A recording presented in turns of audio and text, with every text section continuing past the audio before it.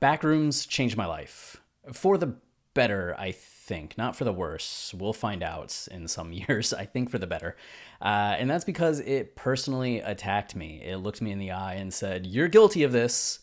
And yeah, I can tell you the exact moment that it happened too. So I'm not going to spoil the movie. I'm not going to get into like the ending or anything like that. It's just something that happens in the first 15 minutes. The main character, Clark, ends up going to see his therapist, Mary, and they sit down and she has him start doing some role playing over a conversation he had with his now ex wife. And in the middle of conversation, they're arguing back and forth. Clark's a little bitter and angry. And Mary, playing Barbara, the ex wife, says, "Just because you didn't get to be an architect," and Clark erupts. He is furious and angry, and he says, "I am a fucking architect. God damn it. I'm just stuck selling furniture because someone won't get off their he yells at her a lot. But he's mad because he sees himself as an architect, but he's not. He's a furniture store owner, and the store is not doing well. He's Captain Clark. And that's what he does. You know, he sees himself as an architect, but really, day after day after day after day after day, he's stuck in this furniture store and it's not going well. And it's causing all of this grief and pain internally, but he's also taking that out on everybody else. And Backrooms, takes off from there, has metaphors, themes, meaning. I didn't expect it to be as deep as it was. I thought it was going to be interesting. I'd watched some of Kane Parsons. My wife was in love with his Backroom short films. So when the movie was coming out, I was like, oh, I'm excited to go see this. She made me watch a couple of them, and they were good. They were interesting, but they weren't deep, right? They were like thoughtful in the sense that liminal spaces and malls and having people in there, they make you think, but I wouldn't argue that they were necessarily like pointed in a direction of thought thematically in the way that the movie is. So in the movie, it took on this theme of not being who you hoped you would be. That surprised me and made me think a lot about myself, because immediately when Clark erupted about being like an architect, even though he's clearly not an architect anymore because he's not doing the work of an architect. And it's not like he's doing architecture work on the side, like still drafting and crafting and has his dream. He has fully given up on his dream when we meet him, but he still holds on to that identity. So over the course of the movie, he's challenged, are you an architect? Are you not an architect? And I sat there thinking, am I a writer? And I don't just mean I write things, but they're all nonfiction at this point. And that's not what I want to be doing, right? Content creation is good when it's in the service of something, or is just the thing that you really love to do, right? But it's not the thing that I really love to do. Me, it's fiction and poetry. Those are the things that I've loved for years and years and years. I started writing poetry when I was 13 because the girl that I liked in middle school liked poetry, and I thought it was going to be a way for us to connect, and it was. We became friends, we became close, we'd share poems and send poems to each other, but she politely yet firmly placed me in the friend zone. And ironically enough, the thing that brought me comfort in my angsty middle school years about being in the friend zone was poetry. I started taking it more seriously, more personally. It wasn't something I was doing just to connect with somebody else. It was something I was doing to connect with myself. And then my sophomore year, we read T.S. Eliot's The Hollow Men in class, and I never knew writing could be so beautiful, so powerful. The images, the words, it gave me chills, and I read it, had to have been 100 times just that day. Like, I just kept rereading it in class. In lunch, I was reading it. In study hall, I was reading it. When I got home, I kept reading it. I want to write like that, is what I told myself. And that continued into college. I wrote poetry incessantly, nonstop. And then I discovered fiction and how much I loved literary fiction. It was kind of the same thing. I was reading fantasy novels that were light, fun, fluffy. They were good stories, but they weren't like works of literature. And in college, when I first started reading works of literature, I realized, oh, the same level of craftsmanship that went into what T.S. Eliot did with Hollow Men and J. Alfred Prufrock and The Wasteland. The Wasteland, I was in poetry class my freshman year of college, and we read The Wasteland. Sophomore year of college, one of those two. And I cried. I literally cried in class while we were reading The Wasteland because it was one of the most amazing things I'd ever experienced in my entire life. And I wanted to do that. And I did. Like, for the years of college and the first year after college, I was so focused on writing and my love of writing. And then I graduated and I started looking into, how do you become a professional writer? How do you do that, right? Because you write, but how do you actually translate that into a career, into a following, into a literary agent and publications?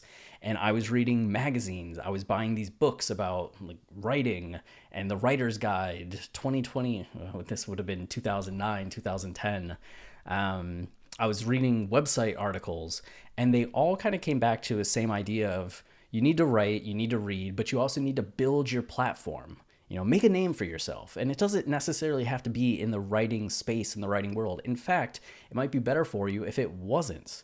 If you have another hobby or another interest, or you're good at something else, or build your career in another way, and then write. And once you can kind of dovetail the two or translate the success in one realm or your platform, that'll make writing easier. That was kind of the whole thing. Like, publishers and literary agents will be more interested in you as an author if you're popular in some other way. Okay. So I started doing that, and I created a movie explanation website, and it got more and more popular till it was getting 100,000 page views a month. And I created the Kanye podcast, and that got up to 100,000 downloads. But pretty soon, like, I'm spending 40, 60, 70, 80 hours a week on those projects. Do you know how much reading I was doing in that time?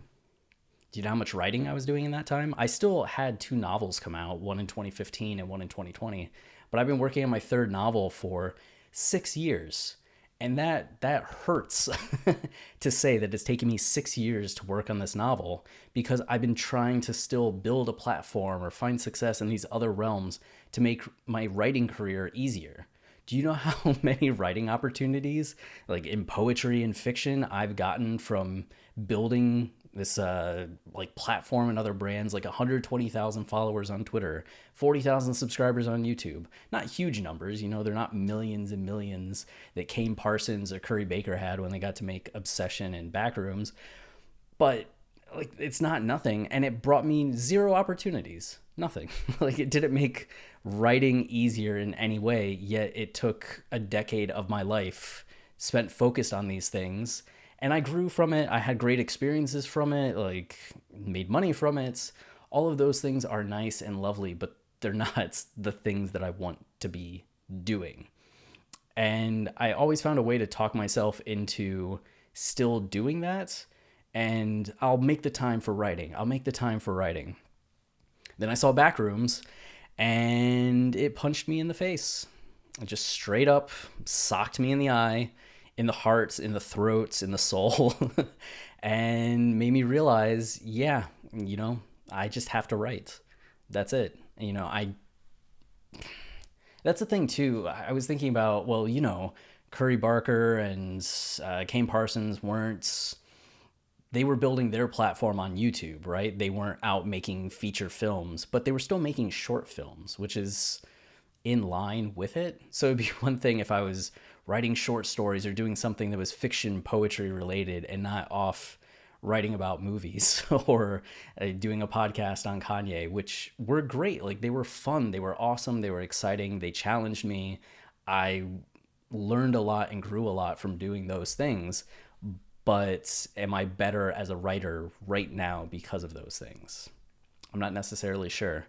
And that's what I want to spend my time doing. So I think I know Backrooms killed Film Colossus and is reverting me to who I should be. I don't want to be Clark, upset and angry and yelling at everybody, "I'm an architect," when I'm a furniture salesman.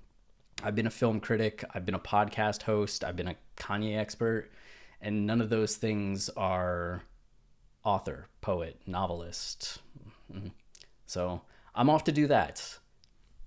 I'm off to do that. But if you're in the same boat, you might be younger, so not quite there. Um, it is good to branch out, try things, and if you don't know what you love yet, testing the waters and trying a bunch of things and really discovering what you love is the way to go. If you have an idea of what you are passionate about, do it. We're in an age where there's so many people. Like when I think this is the main difference. When I was graduating college in 2009, 2010, 2011, the internet isn't what it is today, where there are niches for everything and audiences for everything. That didn't really emerge in the way that we see it today until 2017, 2018, 2019. You started seeing through Instagram, TikTok, even Twitter, a lot of these niche contents things taking off, YouTube as well, especially after COVID, when everybody was stuck inside and really doubling down on the things they're interested in. It's almost like at this point, if you are dedicated to the thing that you love and don't mind making content around the thing that you love, you are going to find your audience, you're going to find people, and you're going to find opportunities that will elevate you in that realm.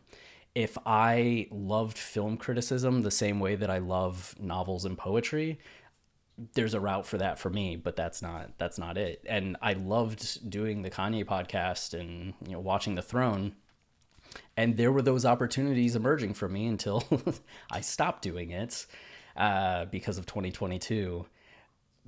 But I think if I had the opportunities today, if the internet was then what it is now, I never would have taken the paths that I did, which kind of sucks to realize and think about. But I say that to encourage you. If you already know what you want to do, the opportunities are there to just pursue it and either grow locally in person, because that's the other avenue that's going to be a big deal, is the more that people rely on the digital space, the more people are going to be craving like actual in real life interpersonal dynamics. So if you can do the thing that you really love with people in the world, excellent. Or if you can do the thing that you love and make content around it, excellent. Pursue that thing. Be that thing. Like, have that be your life and define your life. Don't try to be something else because you think that's going to get you there. We're in an age where you can really just be who you are and do what you want to do and find a way to make that work. So I hope you do that.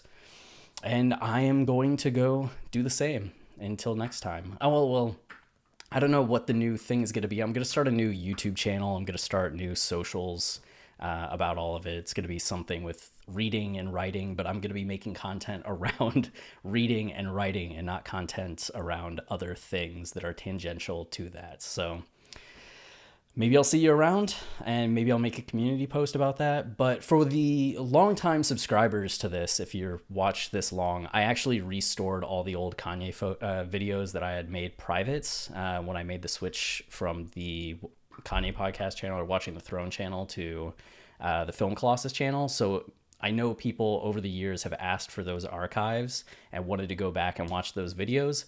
They're now available, and I'll probably be changing the name of this as well back to something else. So I hope you enjoy that, and if you have any other thoughts, questions, leave a comment. Until next time, cheers.